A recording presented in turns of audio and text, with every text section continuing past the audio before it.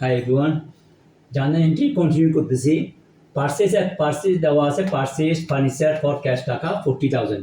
কি এন্ট্রি হবে এটা, জার্নালটা কি হবে? মানে আমরা জানি রিয়েল অ্যাকাউন্টে সম্পত্তি ব্যবসায় সম্পত্তি ব্যবসায় আসে ডেবিট, সম্পত্তি চলে গেলে ব্যবসা থেকে credit. Furniture account debit, furniture আসছে টু ক্যাশ চলে গেছে ব্যবসা থেকে চলছে 40,000। বট গুডস ফ্রম ওয়াই, এখানে কিন্তু ক্যাশ বলে নাই, নাম বলছে। তাহলে এরা কিন্তু যাদের থেকে কিনে তারা কিন্তু ফার্মাদার হয় সবাই মিলে, কিনছি কার থেকে? ওয়াই থেকে। তাহলে বট গুডস ফ্রম ওয়াই অর্থাৎ ক্রেডিটে, এটা অন ক্রেডিট বলে নাই। ওয়াই যখন বলছে, নাম যখন বলছে, তাহলে এটা ক্রেডিট অন ক্রেডিট 50,000। তাহলে কি হবে আমার? পার্সেস ডেবিট, আর কিনছি কার থেকে? ওয়াই থেকে, ওয়াই থেকে, হ্যাঁ, to Y account. Purchase account debit to Y account. Sold goods to Rahul, উল্টা। হ্যাঁ, এখানে রাহুলের কাছে বিক্রি করা হলো। কে পেয়েছে? এখানে রিসিভ করছে কে? রাহুল। রাহুল পেয়েছে। আর জিনিসটা কি? সেলস অ্যাকাউন্ট সবসময় ইনকাম ক্রেডিট, পার্সেস খরচ debit, sales income credit. Rahul account debit to sales account, এটা বাকিতে। এটা অন ক্রেডিট শব্দটা বলে নাই, কিন্তু এটা দৌড়িতে হবে যে অন ক্রেডিট বিক্রি করা হচ্ছে। ডিপোজিটেড ক্যাশ টু ব্যাংক টাকা 40,000, ব্যাংকে জমা দেওয়া হলো 40,000। তাহলে ব্যাংক পেয়েছে, ব্যাংক ডেবিট টু আমার ব্যবসাতে কি চলে গেছে? ক্যাশ টাকা চলে গেছে। Bank account debit to cash.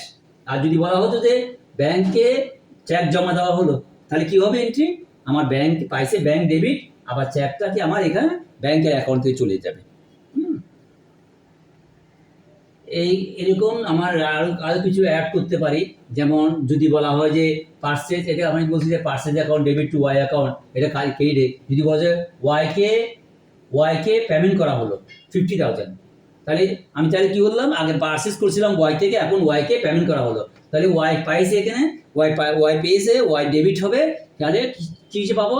কি চলে গেছে? ক্যাশ টাকা চলে গেছে। তাহলে Y account debit to cash account. যদি বলা যায় ওয়াইকে চেক মারফত দেওয়া হলো, তাহলে ওয়াই রিসিভ করছে, Y debit to bank account, ব্যাংকে থেকে চলে যাবে। হ্যাঁ, আর এখানে যেমন চোর গুডস রহমান, এখানে রাহুল এখানে বাকিতে। এখন তার থেকে যদি পেমেন্ট পাওয়া যায়, তাহলে যদি বলা হয় যে রাহুলের থেকে 80,000 টাকা পাওয়া গেল, হ্যাঁ, রিসিভ ক্যাশ টাকা 80,000 ফ্রম রাহুল, তাহলে কি হবে? আমি ক্যাশ পেয়েছি, ব্যবসা ক্যাশ আসছে, কার থেকে আসছে? রাহুল থেকে। Cash account debit two Rahul account. Rahul আমার দেনাদার ছিল, রাহুলের কাছে টাকা পাইতাম, এখন রাহুলকে আমি ক্রেডিট করে নিচ্ছি। ঠিক আছে, রাহুলকে ডেবিট করে নিচ্ছি, আবার রাহুলকে ক্রেডিট করে নিচ্ছি, ক্যাশ পেয়ে গেছে, তাকে আবার ক্যাশ সম্পত্তি আসছে। Thank you very much.